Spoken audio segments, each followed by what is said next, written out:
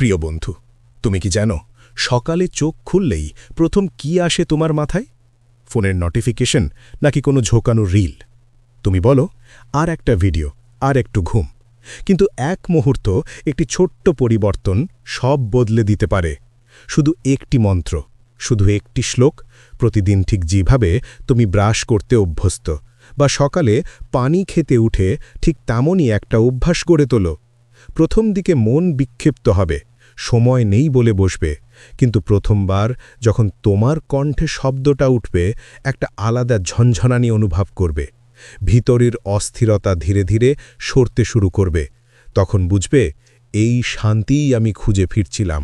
তুমি প্রতিদিন অসংখ্য কাজ করো, নাহাও, ব্রাশ করো, মেসেজ চেক করো, স্ক্রোল করো। এবার একটা কাজ ঢুকিয়ে দাও, একটা মন্ত্র, একটা স্মরণ।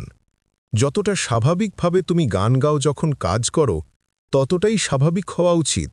হরে কিছুক্ষণ, কোনো ধর্মীয় দায় নয়, এটা নিজের সঙ্গে আলাপ। একেবারে জোর করে নয়, ধীরে ধীরে। অধিকাংশ লতাই মানুষকে ক্ষয় করে, কিন্তু এই লতাই মুক্তি দেয়।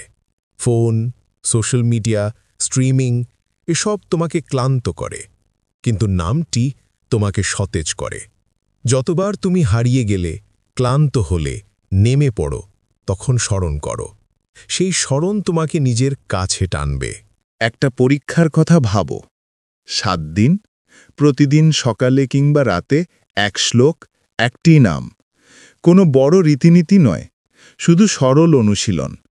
আমি ওর প্রতিশ্রুতি দিচ্ছি, এই 7 দিনের ভেতর তোমার মধ্যেকার কিছু বদলাকে তুমি বিবেচনা করবে। নতুন শক্তি, গভীর শিথিলতা, এক অচেনা আনন্দ, এসব আসবেই। তুমি হয়তো ভাববে, মন মানবে না, সময় কোথায়?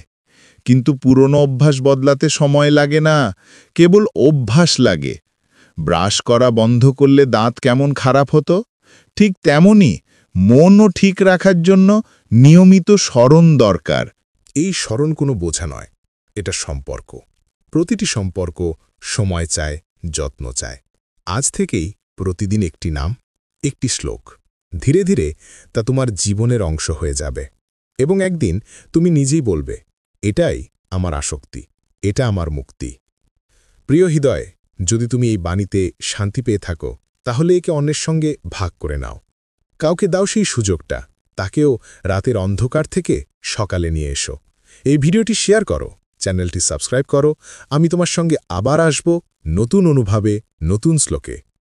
হরে কৃষ্ণা।